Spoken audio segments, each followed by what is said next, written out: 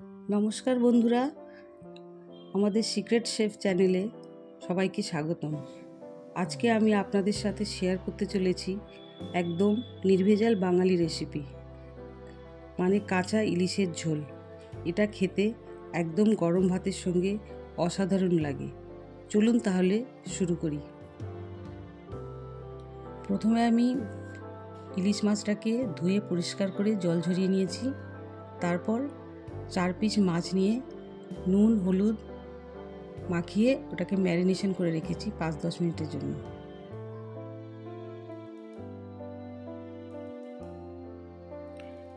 এখন আমি কড়াই বসিয়ে 4 টেবিল স্পুন সর্ষের তেল দিয়ে দিলাম। সর্ষের তেল ছাড়া ইলিশের ঝোল একদম ভালো লাগে না। এর ঝাঁঝালো গন্ধটা খুব দারুণ লাগে ইলিশ মাছের সাথে। প্রথমে আমি একটা মিডিয়াম সাইজের কুচনো পেঁয়াজ দিলাম আর কয়েকটা কাঁচা লঙ্কা। এরপর আমি 2টো আলু 4 পিস করে কেটে এর মধ্যে দিয়ে দিলাম।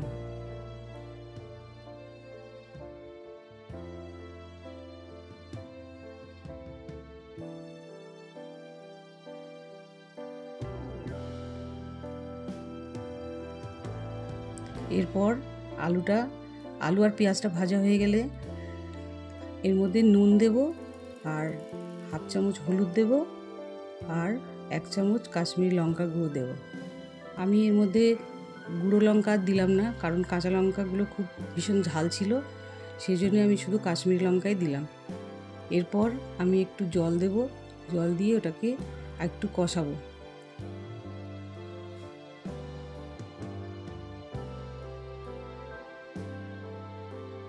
তারপর কষানো হয়ে গেলে 2টো টমেটো এর মধ্যে দিয়ে দিচ্ছি।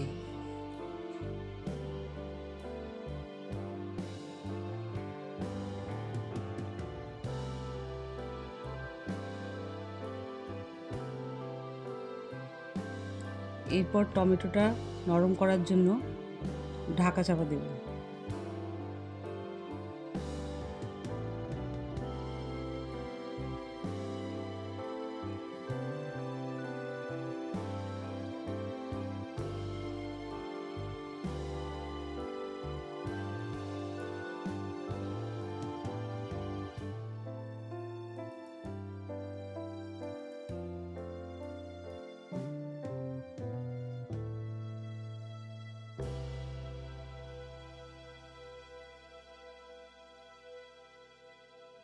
এরপর টমেটোটা নরম হয়ে গেলে আমি ইলিশ মাছগুলোকে উপরে উপরে সাজিয়ে সাজিয়ে বসিয়ে দেবো।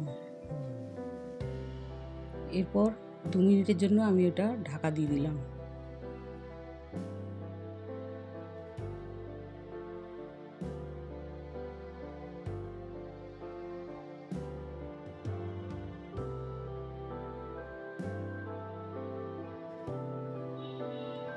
এরপর আমি জল দিয়ে দিলাম। আমার যতটা প্রয়োজন আমি জল দিয়েছি, আপনাদের যতটা প্রয়োজন লাগবে সেই মতো বুঝে জল দেবেন। তারপরে মাছগুলোকে একটু উল্টে দিতে হবে।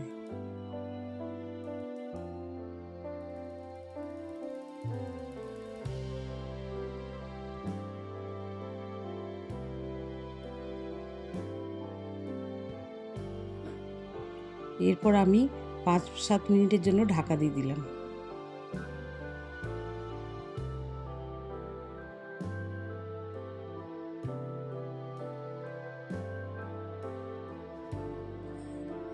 এরপর আমার আলুটাও সেদ্ধ হয়ে গেছে, মাছটাও হয়ে গেছে। হ্যাঁ, আমার যতটা ঝোলের প্রয়োজন আমি ততটা ঝোল রাখলাম। এখন আমার কাঁচা ইলিশ মাছের ঝোল রেডি। বন্ধুরা, আপনারা এটা একবার হলেও ঘরে ট্রাই করে দেখবেন। আর প্লেন একদম কোনো মশলা নেই, খুব ভালো লাগবে গরম ভাতের সাথে খেতে। আপনারা নিশ্চয়ই ট্রাই করবেন। আমার এই রেসিপিটা আমি ডিসক্রিপশন বক্সে দিয়ে দিলাম। যদি আপনাদের আমার রেসিপিটা ভালো লাগে তাহলে প্লিজ সাবস্ক্রাইব, লাইক আর কমেন্ট করবেন। Thank you.